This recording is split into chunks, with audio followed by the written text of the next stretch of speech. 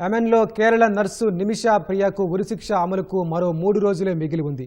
నిమిషాను మరణశిక్షకు దగ్గర చేస్తున్న ప్రతి గంట ప్రతి నిమిషం ఆమె కుటుంబంలో వేదనను మరింతగా పెంచుతోంది. ఆమెను రక్షించేందుకు ప్రయత్నాలు చేస్తున్న save Nimisha Priya action council మృతుడి కుటుంబానికి $1 మిలియన్ బ్లడ్ మనీ ఇస్తామని తెలిపింది. అనుకోకుండా నిమిషా చేసిన తప్పును క్షమించాలని యెమెన్లో బాధితుని కుటుంబాన్ని వేడుకుంది. యెమన్లో కేరళ నర్సు నిమిషప్రియ మరణశిక్ష అమలుకు మరో 3 రోజులే మిగిలి ఉండటంతో ఆమె కుటుంబ సభ్యుల వేదన వర్ణనాతీతంగా మారింది. నిమిషను రక్షించేందుకు చివరి ప్రయత్నంగా బాధిత కుటుంబానికి $1 మిలియన్ అంటే భారత కరెన్సీలో 8,60,00,000 ఇస్తామని save Nimishapriya international action council తెలిపింది. బాధిత కుటుంబం నిమిషను క్షమించాలని కౌన్సిల్ సభ్యుడు జాన్ విజ్ఞప్తి చేశారు. ప్రపంచవ్యాప్తంగా విరాళాలు సేకరించి ఎలాగోలా నిర్దేశించిన సమయంలోగా బ్లడ్ మనీ ఇస్తామని హామీ ఇచ్చారు. గల్ఫ్ ప్రాంతంలో భారత్ ఒక శక్తిగా ఉందని, ప్రధాని మోదీకి ఇక్కడ గొప్ప ఖ్యాతి ఉందని ఆయన తెలిపారు. భారత ప్రభుత్వం హోతీ రెబల్స్తో సంప్రదింపులు జరపాలని కోరారు. హోతీలతో భారత్కు దౌత్య సంబంధాలు లేకపోవడం సమస్యగా మారిందన్నారు.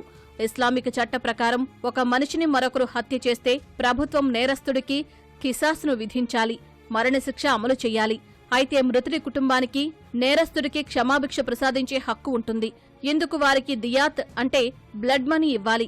అది బాధిత కుటుంబానికి నచ్చితే నేరస్తుడికి శిక్ష రద్దవుతుంది. దోషిని క్షమించామనే సమాచారాన్ని అధికారులకు శిక్ష అమలుకు కనీసం గంటలోపు తెలపాల్సి ఉంటుంది.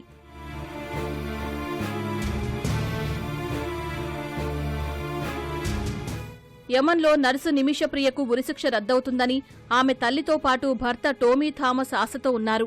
సనాలోని జైల్లో ఖైదీగా ఉన్న నిమిష ప్రస్తుతం అక్కడ ఖైదీలకు నర్సుగా సేవలందిస్తోంది. కుటుంబ సభ్యులకు వాట్సాప్ సహా కాల్స్ చేసుకోవడానికి ఆమెకు అనుమతి ఉంది. భారత విదేశాంగ శాఖ, కేరళ ప్రభుత్వాలు యెమన్ అధికారులతో సంప్రదింపులు జరుపుతున్నాయి.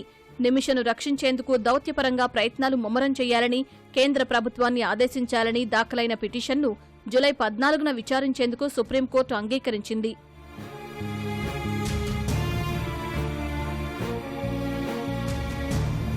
కుటుంబ సభ్యులకు చేదోడు వాదోడుగా ఉండేందుకు నర్సుగా నిమిషప్రియ 2008లో యెమన్కు వెళ్లింది. ఆసుపత్రుల్లో పనిచేసిన తర్వాత సొంతంగా వైద్య సేవలు ప్రారంభించాలని అనుకుంది. యెమన్ చట్ట ప్రకారం విదేశీయులు వ్యాపారం చేయాలనుకుంటే ఖచ్చితంగా స్థానికులను వ్యాపార భాగస్వామిగా కలిగి ఉండాలి. దీంతో 37 ఏళ్ల తలాల్ అబ్డో మెహదీని సంప్రదించి క్లినిక్ నెలకొల్పింది. మాదక ద్రవ్యాల బానిసైన మెహదీ ఆమెను మానసికంగా, శారీరకంగా వేధించాడు. నిమిషను పెళ్లి చేసుకున్నట్లు ఓ నకిలీ సర్టిఫికేట్ సృష్టించి ఆమె డబ్బును లాక్కునేవాడు. నిమిష ఎక్కడికి వెళ్లిపోకుండా పాస్పోర్ట్ను తీసేసుకున్నాడు. పాస్పోర్ట్ను ఎలాగైనా తిరిగి సంపాదించాలనుకున్న నిమిష 2017లో మెహదీకి మత్తు ఇంజెక్షన్ ఇచ్చింది. అనుకోని పరిస్థితుల్లో అతడు చనిపోయాడు. భయపడ్డ నిమిష పాస్పోర్ట్తో యెమన్ విడిచి వెళ్లడానికి యత్నిస్తుండగా అరెస్టు చేశారు. మెహదీ డ్రగ్స్ అధికంగా తీసుకోవడం వల్లే చనిపోయాడన్న వాదనలు ఉన్నాయి.